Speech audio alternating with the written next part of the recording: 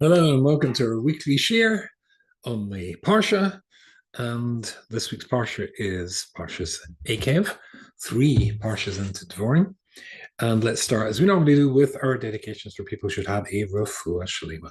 So, Chaim Marchadov, Ben Esther should have a Refuah Shalema, as should Orechaim Ben Chana Yehudis, and Rafal Chai Ben Sora. We've got to add, sadly, a couple of other names, which is Chaim and Aaron Yedidia ben Tzparachava, and Mira Riva Bas Tzibia, and also Rachel Lavana Bas Shirley. They should all have a Refuah Shalema. Fine. This is Pasha's Akev, as I said, and let's start by just concentrating on just two psukim. I'll tell you an Alshich. Well, there's a surprise. Well, a Rashi and an Alshich, but neither are a surprise, I suppose. And it will be Akev, since or because, would be the translation of Akev. Although Akev, you will probably obviously recognize that, but from the word Yaakov, it's literally the root of the word Yaakov. And Yaakov was called Yaakov because, as we remember, his older brother, Esau, was born first, and he was holding onto his heel, Akev. So Akev actually means the heel, which will bring us to Rashi's explanation in a second, but let me read the whole pasuk. Because you have listened to my mishpatim, my judgments, these my judgments, you've guarded them, you've done them. Hashem will keep his side of the promise, the one that he made to your forefathers. And then a whole bunch of blessings. He'll love you, make your children fruitful, and etc. All sorts of blessings that come from Akev. Now, because this word Akev is a very strange word, because it could be used the word for because, or since it should be key, kofyud, but why is it Akev, which of course, as we said, connects to Yaakov.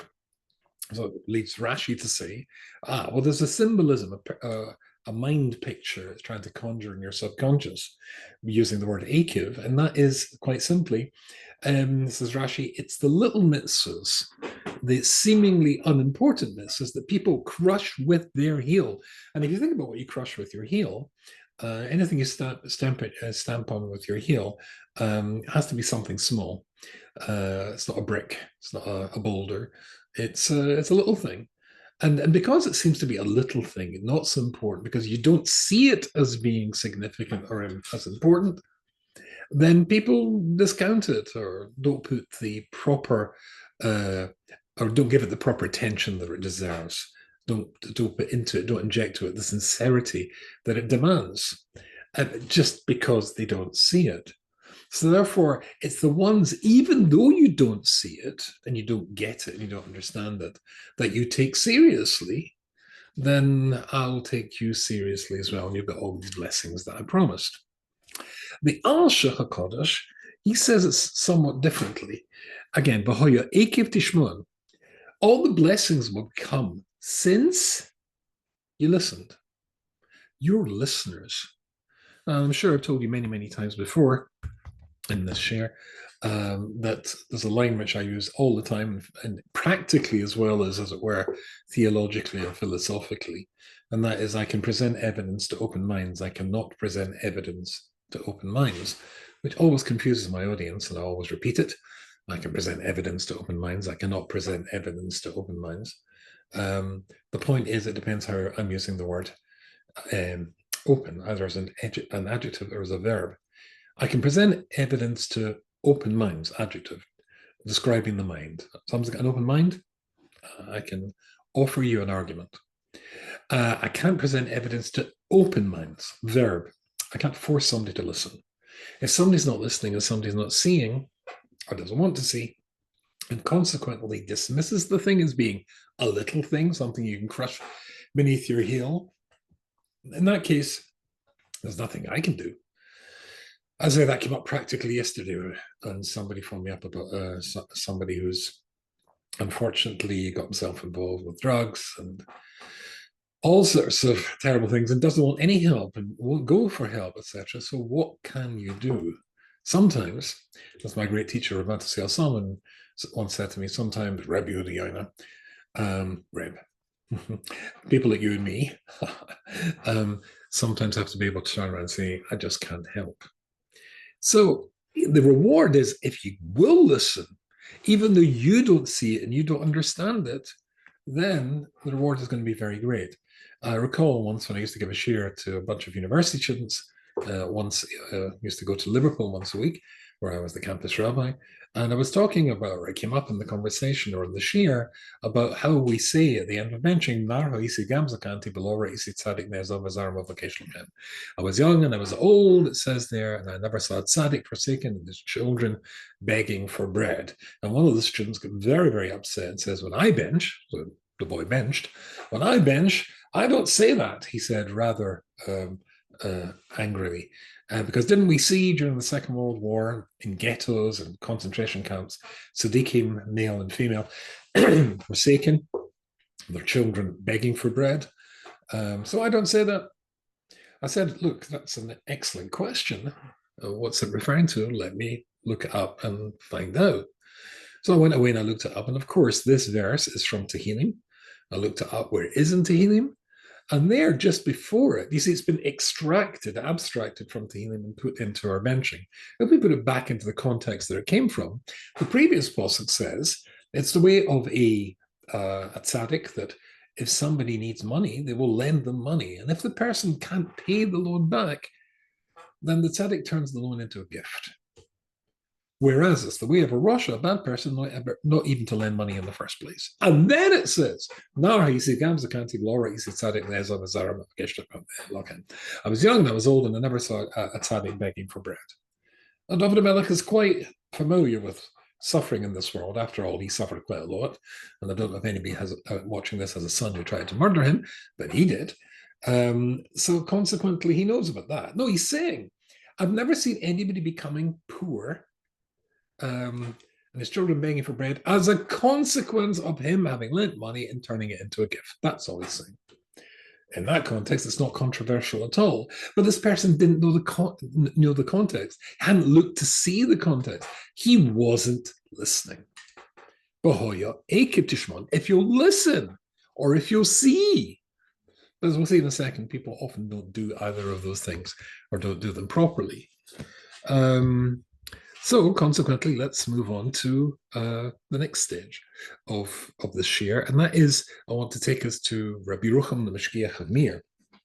And Rabbi Yerucham in Chelik Aleph of Das Chochma and Musar, his great sefer, and he says, and you'll find this on page Reish Tzadik Aleph. So Reish Tzadik Aleph, astonishingly brilliant idea. He quotes Yirmiyahu, the Novi Yirmiyahu, in chapter Yud, chapter 10 of Yirmiyahu. The entire chapter is devoted by the prophet Yirmiyahu to compare and contrast Hashem, the Almighty, with Avodah Zarah. A belief in Avodah Zarah, belief in God. But more than just belief in it, because that would be our flaw, our problem, but the actual nature of God compared to the nature of Avodah Zarah. And he goes on drawing comparisons in a whole chapter. And the question which he asks is, does it really need the efforts and the work of a Novi of the stature of Yirmiyahu to be going through and contrasting and comparing? Isn't it obvious? And the answer is no, it's not obvious. Because Avodah Zarah is extraordinarily powerful, real, potent. They could make you rich. They could make you poor. They could make you healthy. They could make you wise. It was nearly identical. As I've told you before from the Bnei Yisrael, Shema Yisrael Hashem Elokeinu Hashem Echad in the Torah, last week's Parsha, Echad with this big Daled. Echad is a big Daled. Don't worship other gods, Elohim Acher, big Reish in the Torah. It's written with this big Reish. Why? Because the difference between a Daled and a Reish is the smallest of differences. The smallest of differences. You can mix them up very, very easily. So basically, in order that you should know that getting it right and getting it wrong is a narrow thing, But you should know that you can make the distinction. You can see the distinction if you look.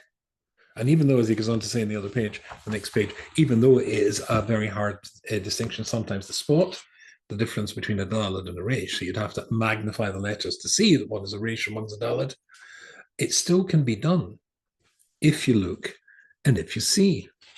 This is something which, again, staying in the same volume of Rabbi Yerucham, in volume 1, where he says, and you'll find this page Shin Nun Ches, astonishingly brilliant thing. Here, if you look at the end of Parshas Noach, it talks about the birth of Avram Avinu. And it says that Terach, his father, was 70 when Avram was born.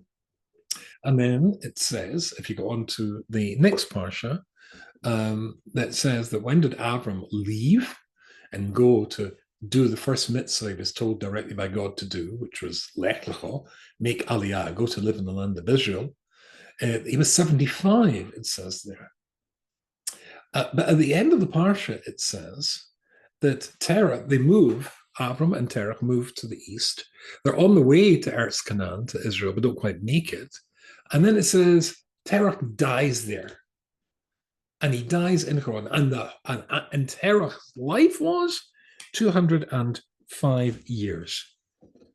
But the way that it says it is very misleading and inaccurate, as Rashi points out, because it says that he died there. And then the next parsha says that Avram left and moved to Eretz Israel at 75. But obviously, if it's 70 and 75, well, that's 145. And if you subtract that from the 205 years of Terach's life, it meant that Terach lived for another 60 years after his son Avram fulfilled the commandment to move to the land of Israel. But the way the Torah writes it looks and seems only as though he went after his father died, which is clearly not true, as Rashi points out. Here's the posuk. So it says, can we find a place? Okay.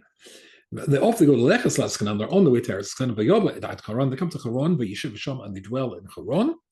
Vayiyu Yemi Terach, and the life of Terach was 205 years. And Terach died there. But quite fine, he's dead. And now Abram moves on. But it looks as though he's only moved on after his father's died. But he didn't. His father lived for another 60 years. So why is it that it's hiding the fact that Terach's still alive? So Rashi says, two reasons. First of all, it's not really hiding it because the statement it means something different. Because Terach was a bad man. He was an evil man. And we consider, Jewishly, philosophically, a person who is a bad man is a walking corpse. He may look as though he's living and breathing, but he's already dead. He's spiritually dead. So that's one reason why it says he's died there, because he was dead there, even though he's breathing. But another reason, says Rashi, is because the Torah is trying to hide the fact that Avram had left his father there for 60 years. So that people shouldn't turn around and say, the first Jew, Avram Avinu, some prum Jew he was. Yeah, a kind person, pull the other one. He left his poor old father alone for 60 years. In order that people shouldn't say that, says Rashi, it hides the fact. It writes in such a way, it's ambiguous, doesn't lie. It just says it in a way which is ambiguous enough for you to conclude that he's died there, when in actual fact he's still alive. But as Rabbi Yerucham says there, but this is insane. What earth is Rashi talking about? He's already told you that Terach was 70 when Avram was born, and Avram was 75 when he left. So therefore he was 145 when Avram left. And if you subtract 145 from 205, you're left with 60. Even a kid in elementary school could do that math, that simple arithmetic. So what do you mean he's trying to hide the fact that Avram left his father there? It's written there in black and white. Anybody can do that. Yes, anybody could do that, says Rabbi Yerucham, but nobody will. Or few will. Do you know why? People don't look and people don't think. People don't look and people don't think. If you want to draw a veil over the truth, it need only be the thinnest of veils, because people don't look and people don't think. It's a very, very shocking indictment of the human condition. Nasrachel Musar in Chilik Beis goes on to say something which is different. And it's really very deep. I found this last week. I was profoundly excited by the idea. It just spoke to me. It just put into words something which I've seen really in bits all over the place, but it says it so very, very nicely and so accurately. I thought, really, that's the whole basis of this share, is this Rabbi Yerucham from this discovery of mine recently. He talks about how times change. He talks about now he died just before the Second World War. So when he's talking about the World War, he's talking about the First World War. He says that the world was more or less okay before the First World War, and then everything was turned upside down. And he says, if you were to take somebody from that past era and tell them what was coming, they couldn't envisage how people could live through that. And the reason is because they'd never been part of that. But somebody who was part of that just sadly becomes the norm. Or if you take somebody who as a free person, put him in jail, then when you're in jail, suddenly deprived of your freedom and liberty, it will be a living hell. But people who've been in jail for a long time, or even born in jail, that's the norm, and you get used to the norm.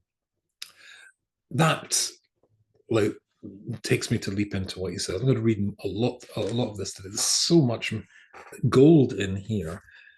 Be'emes ish maskil comes boinen hativ roy, ki hu moikav called sad be'besa meiser. Really, we're truly in our lifetimes in a prison. The realities, the walls of the prison that, as it were, hem somebody in, we are hemmed in by our time, the times that we live in, and there are iron bars stopping us getting out of there. Haram Amola is called Halolo Shel Olam, and you should know that Ra, evil, permeates every single nook and cranny of our existence. Okay, let me elaborate on this. As an avir chovshi, then the shema.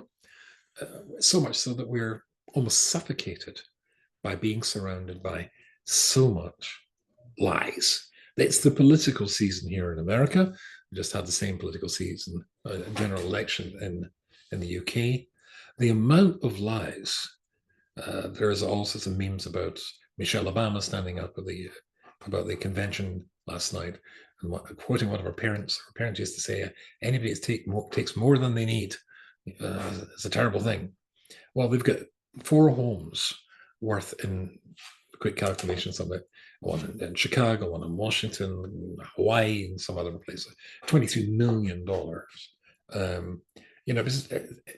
The lies and the repackaging of Kamala Harris. Literally everything she is and is on record of being, they're sort of making it the other way about. And I'm not saying the other side is not equally guilty of exaggeration, lies, but it's the world's like that. It's a world of lies, as the rabbis say. Olam sheker yibone. God created a world of sheker. Why did He do that? Why would God, the makor ha'emes, the source of truth, who values truth and values truthful people, create a world of falsehood? So he says a very, very interesting thing. Haram is called halal shalom. Evil permeates every single aspect of the world. So that as where we can hardly breathe. And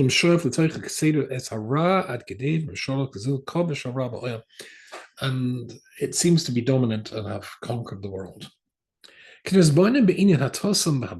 see, and if you look at the world and you see the mistakes that the world has made and the blunders that the world has made, who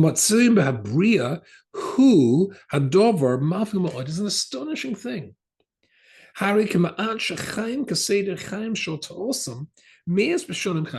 What times that we live in, as it were, that cell that we're in, sometimes there's a jailbreak, and that is that the regime that put us in there the epoch, the era, the verities, the truth, the philosophy, the science, and beliefs of one era, maybe after 100 years, maybe after 200 years, just comes completely crashing down to the point where you just can't believe that the world was based on such nonsense, that people believed such naivety and had such ignorance, but still arrogantly believed that this was the truth. And yet the world somehow or other managed to go on like this, which it clearly did. I remember my dear friend, Rabbi Professor Dr. David Gottlieb, once telling me that the professor, he once asked the professor of physics at Johns Hopkins. Now, Johns Hopkins, one of the elite universities in the world, of course. So the professor of physics there was no dummy. And he asked them the following question: what of today's physics will be taught in 100 years' time? What of today's physics will be taught in 100 years' time? And he gave an astonishing response: none. None. That was astonishing. I mean, it was a time when the whole world was based on Aristotelian philosophy. Oh, this is simply not true anymore. I mean, we know it's not true anymore. And then after that, it was moved on to was that English guy with the apple falling on his head. And then after that, when the apples came off his head, then there was Einstein and his model, which of course superseded the next one. And on, but not just in these big scientific type ideas, but more than that, the philosophies, the beliefs just appear and then simply disappear. So if I can read a little bit more here, you find one philosophy which is dominant in the world. So Isaac Newton, incidentally, was the fellow with the apple in the head, which of course never actually happened. That you've got one philosophy upon which the entire world is based and seems somehow to tick along. Another philosophy or philosopher will come along, or scientist, with a proof which will demolish the previous beliefs. And the world simply shifts gear or direction, goes in a completely different path, and again seems to stagger along. Because their philosophy shows the mistake of the previous one. And the world can go on like that for centuries. And then another one comes along. That's astonishing phenomenon. Us in our lifetime as well. A person can live an entire life based on lies. And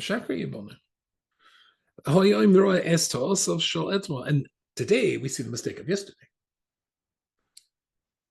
And from that, as it were, it should alert somebody and awaken somebody to be to the concept that what I saw yesterday might not be the same as today. Or today is totally different from yesterday.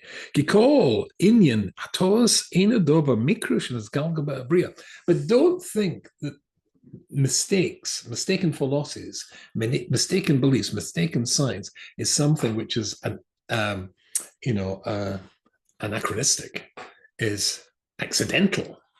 That's the way the world is. That's the way God made the world. A world of mistaken blunder, which throughout the world, that's the natural state. Now, this is the bit that really got me excited. The famous pasuk in Devarim, when it says in Devarim Yud Gimel, base and Gimel, they will arise amongst you a novi, or cholam, or somebody who's a dreamer of dreams. I have a dream. Whether it's Martin Luther King Jr. or so many others, a dream of, what was that John Lennon song? Imagine no possessions, said he. Probably wrote it at the back of his white chauffeur-driven Rolls Royce. But people have dreams. There's a new dream, a new philosophy comes along. And they give you an ois or a moifis. They give you proofs. That, as it were, prove that this is right. Marxism or nationalism or internationalism or whatever it is. Says Rabbi Yerucham, that time has come This is the new era, the new epoch. And everything that's gone before falls away. Just think of how your grandparents saw the world and their grandparents saw the world. Utterly different. We all know it's ridiculous and quaint almost. Certainly dangerous, but ultimately false. That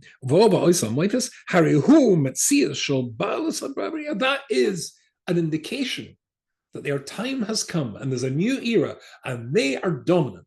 This is the dominant time, the dominant era or epoch in the world. And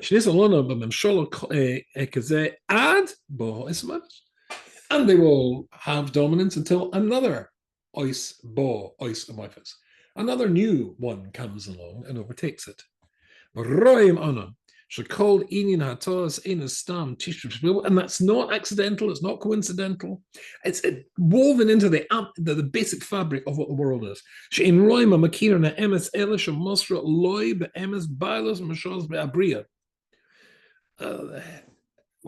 is it said? I forgot who says this. Voltaire? There's nothing as irresistible as an idea whose time has come. But written in, says Rabbi Yerucham, designed into the world, is ideas whose time have and will come. And God allows that to happen. And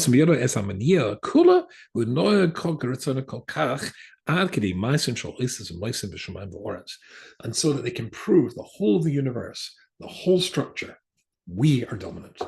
We've at last found the truth. El Dorado, the gold of truth. We own it. The famous story in Moshe Rabbeinu is late coming down from Mount Sinai, according to their calculations. We don't know what's happened to him. And they see a picture of Moshe being taken dead to heaven.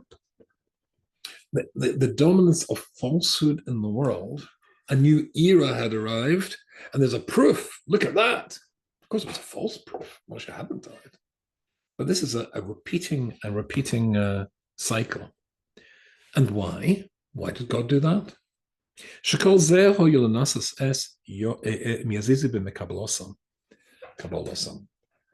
whole idea is, and this is, again, now we're getting more Kabbalistic, the whole thing is, the scenario is there and changes all the time in order to give us a challenge. Our souls are likely to come down several times to the world to repair itself or to achieve what it hasn't achieved in a previous Gilgal incarnation. But it needs to be a different world to access that bit of challenge that it may not have had in a different era. Each era has its own challenges. I very often ask my students, what is the challenge of our time? And I think it would be the sexualization of society. Znus. This is a time of that, certainly. But there were different times and different eras when the challenge would be the nationalism and the internationalism and all the other things we talked about before. In standing up to them and not budging and not moving, you have the ability to be able to look and see that this is the defining and repeating pattern of history, of the world, of God's world. Olam Shecha Yibonim. I set up a structure in which there would be such challenges if the world will go in a certain direction as a consequence of Adam Arishan's sin, etc., etc. Because there'll be a new time that comes along with a new set of challenges. Will you stand for these new challenges? And therefore, he says,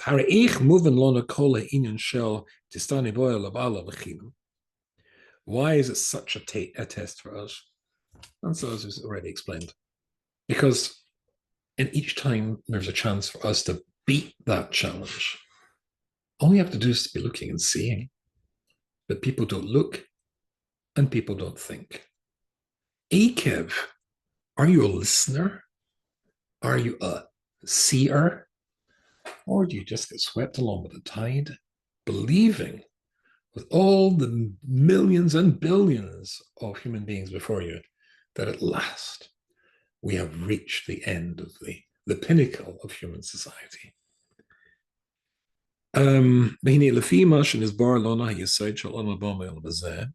Since we said that you only get to Olam Haba from Olam Hazeh, that the challenges you faced in every time will lead you to the next stage, which is Olam Haba.